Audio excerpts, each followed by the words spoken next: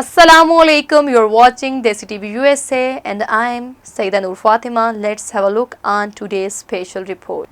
On Tuesday, September 17, 2024, Ethnic Media Services organized a significant press briefing titled Houston Ethnic Media 2024 Elections Get Out to Vote Briefing. The event took place at Houston Endowment in Houston, Texas, as a part of collaborative efforts led by Sandy Close of EMS and the Houston Endowment.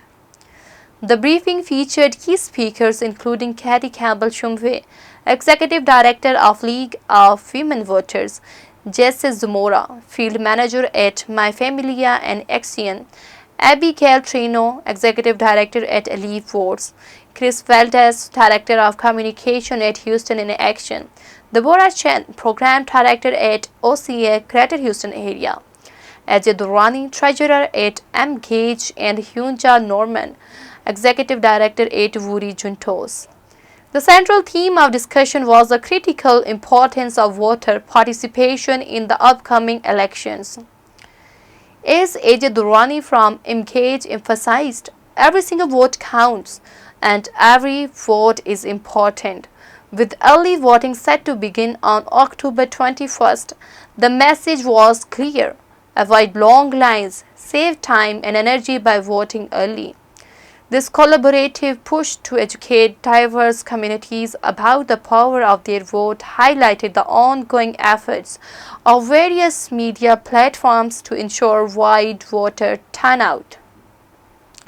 A special request was made by all stakeholders to take advantage of early voting and make their voices heard. Now, let's take a closer look and hear it from the speakers, and now watch the video. Please to be well informed.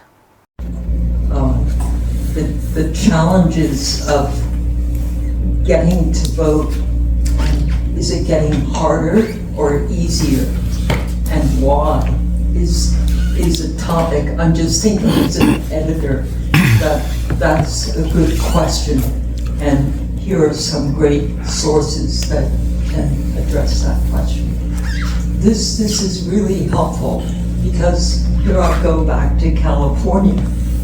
I'm going to use a lot of what I'm learning. Thank you, Sandy. So OCA Greater Houston, like many of the other organizations here, right, we were all extremely negatively impacted by the passage of SB 1, which essentially is a voter suppression law in the last legislative session.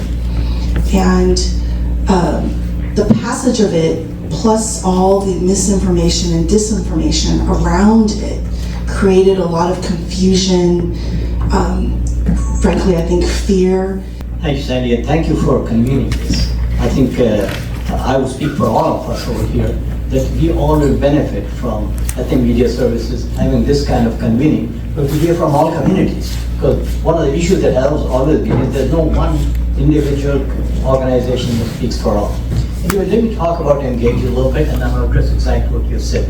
So 𝐵𝐔𝐄 is a civic engagement organization that works primarily in the Arab, Middle Eastern, Muslim, South Asian community, which are referred to as MEMSA. However, what people don't realize is that we also work within the African American and the Hispanic Muslim communities. And 1/3 of all Muslims, by the way, are African Americans. Very few people think of that. They mostly think that Muslims are South Asians, Indian Pakistanis, Arabs. Okay. We have been active here. 𝐵𝐔𝐄 has over the last 2 decades. Next year that we will have had 20 full years of organized work. We educate, empower Muslim Americans through educational events, voter initiatives, and leadership development to foster a community of knowledgeable and motivated, impactful citizens. Next week on Thursday, October 26th, we shall be having a candidate forum, not just for AAPIs, not just for Muslims, but general candidate forum where organizations like Baker Ripley and many of the community organizations over here will be participating. Youth civic engagement through civic education, leadership opportunities, and development, as well as youth-led community projects and events.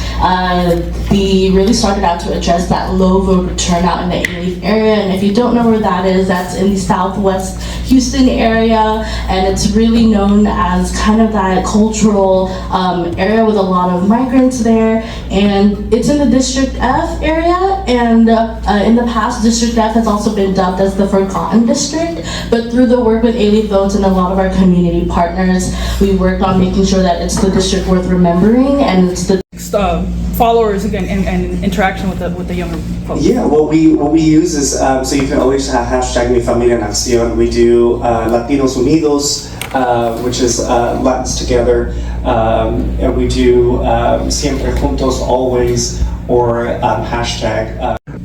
With the help of the people here on the panel who are on the front lines of making sure that people are informed and have access to voting, really. Our organization serves as support to be able to empower our organizations and membership to have the tools that they need to do the work that they do, to have the communications capacities, which is part of why we're here in front of all these wonderful media outlets today. I wanted to make a point earlier about your question to 𝐿𝐻𝐿 is like, because of the position that we're in, we get to see a lot of the data around like effectiveness and which tactics work. And I'll say that in 2023, the single most effective tactic wasn't one tactic, but it was the combination of two tactics. To 𝐿𝐻𝐿's point, conversations in real life events were far and away the most effective tactic. And when they were coupled with a digital follow-up or a digital point of connection after that, became the most successful combination of things. So for everyone here who's thinking about their own events or covering their own events, thinking about how people are met both in real life but also on their digital platforms is a winning combination. Yeah, I wanted to talk, and thank you, Sandy, for this platform. I wanted to share a little bit about a couple of things that have already come up. I think that why they cannot understand the English, so they have to rely on somebody else who already prepared everything, right? They feed that kind of information, so that is not correct. Just example is like January 6th.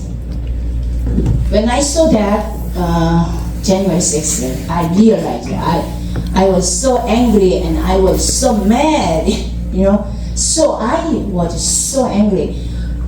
But I realized that day, I realized. Contested races, and those we'll be recording within the next couple weeks and have them available, and we'll make sure to share those out as well.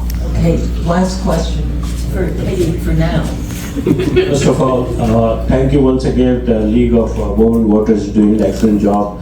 I have two parts question. First of all, how do you get your funding? And number two, what was the criteria that I can see that you're Spanish, Chinese, and there when we have other communities, they are much larger than that one. And nowadays we have a new Afghanistan people that have been here. So do you have any plan to have different languages? It's a great question. Love talking about funding. So we are primarily funded by individual donations and grants. And we have membership as well, but that is shared between the state and national leagues. So individual donations make the biggest impact, as followed by grants. And as far as the language selection, we follow what the county does for the ballots. One of our biggest challenges that we see is just getting this valuable piece of information and education out to people who need it and want it. A lot of people are unaware of this unless you're a seasoned voter. We forget that, when you're a first-time voter. 우리 훈투스, 우리 훈투스 is the Korean word 우리. 우리 means we. Juntos is a Spanish word together, so we ride together. So I see the need working together in Spring Branch and Houston. Our weekly newspaper.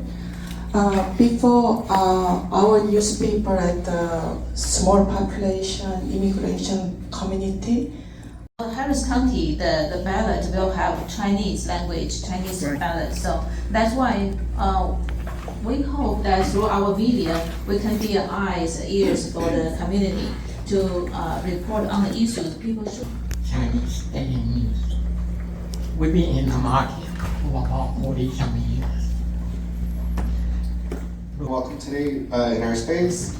I also want to give a big shout out to our grantee, Ethnic Media Services, as well as our group of community leaders and panelists today. Before we get started, we just wanted to go over some quick housekeeping items. So in the case of emergency, feel free to use these two doors up here and exit from our lobby out in the front. That's all for now. Keep watching Desi TV USA.